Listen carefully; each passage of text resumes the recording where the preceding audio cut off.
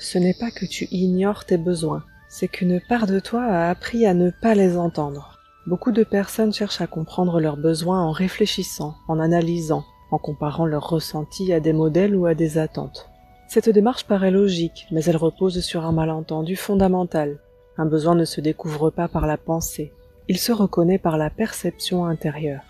Un besoin n'est pas une construction mentale, c'est un signal vivant qui apparaît en soi, souvent d'abord sous forme diffuse, un manque, une tension, un inconfort, parfois même un sentiment d'incohérence.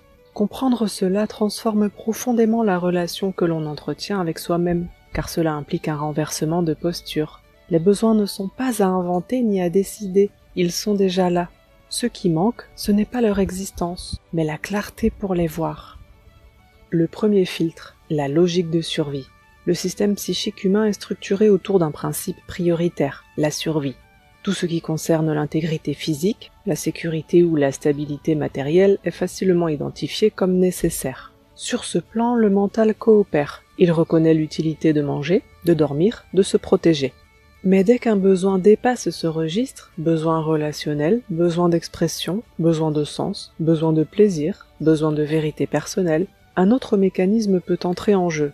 Ce mécanisme ne détruit pas le besoin, il le filtre, il le relègue hors champ, il le rend moins visible, moins audible, parfois même illégitime.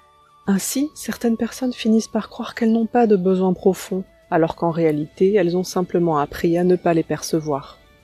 L'illusion du « je ne sais pas ». Lorsque une personne affirme ne pas savoir ce dont elle a besoin, ce n'est généralement pas parce qu'elle n'en a pas. C'est parce qu'une part d'elle refuse de regarder ce qui apparaît. Voir un besoin engage, reconnaître un besoin oblige à se positionner. Et se positionner implique souvent de modifier quelque chose dans sa manière de vivre, de choisir ou de se relier aux autres. Pour un système intérieur attaché à l'équilibre existant, cette perspective peut être vécue comme une menace. Ne pas voir devient alors une stratégie inconsciente de maintien de stabilité. Les structures internes qui s'opposent. Chez de nombreuses personnes, on observe une tension entre deux dynamiques internes. Une part structurante, organisée, qui cherche la cohérence, la maîtrise et la compréhension, et une part vivante, mouvante, qui cherche l'expérience, l'expression et le ressenti. Ces deux dimensions ne sont pas incompatibles, elles sont complémentaires. Pourtant, lorsqu'elles ne communiquent plus, elles entrent en opposition. La part normative juge la part spontanée résiste à la part normative. Ce conflit intérieur consomme de l'énergie et produit une sensation de fatigue ou de confusion dont l'origine reste souvent invisible. Ce n'est pas un défaut, c'est un signal. Il indique qu'un réajustement interne est en train de chercher à se faire. Vérité personnelle et vérité absolue, une confusion fréquente. Une autre difficulté apparaît lorsque la personne confond ce qui est vrai pour elle avec ce qui devrait être vrai pour tous. Une vérité intérieure n'est jamais figée, elle évolue avec l'expérience, les prises de conscience et les transformations de perception. Ce qui était juste à une étape peut ne plus l'être plus tard. Ce mouvement n'est pas une incohérence, c'est le signe qu'une conscience s'actualise. Mais lorsqu'un individu croit devoir maintenir une position pour rester cohérent ou crédible, il peut inconsciemment se couper de ce qui change en lui. La rigidité n'est alors pas une force, elle devient un frein à l'évolution. Le rôle de l'image de soi. Plus une personne cherche à correspondre à une image idéale, être parfaite, irréprochable, constant, plus elle risque de s'éloigner de ce qu'elle ressent réellement.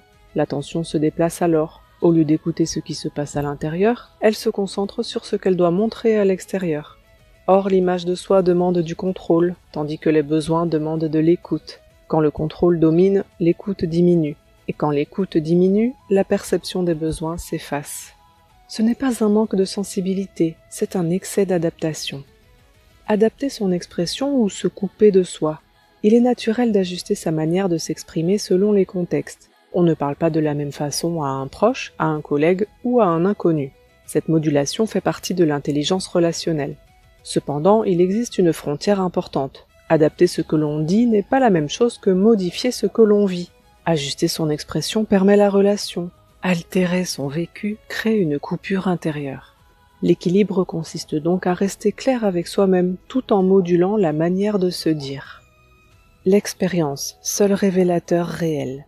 Les besoins ne se clarifient pas uniquement par l'analyse, ils se précisent par l'expérience vécue. C'est en agissant, en ressentant, en traversant des situations concrètes que l'on découvre ce qui nourrit réellement l'être. L'expérience a cette particularité qu'aucune réflexion ne peut remplacer. Elle transforme les hypothèses en évidence. Retrouver la clarté. La clarté intérieure ne signifie pas être sûr de tout, ni être parfaitement cohérent, ni ne plus avoir de contradictions.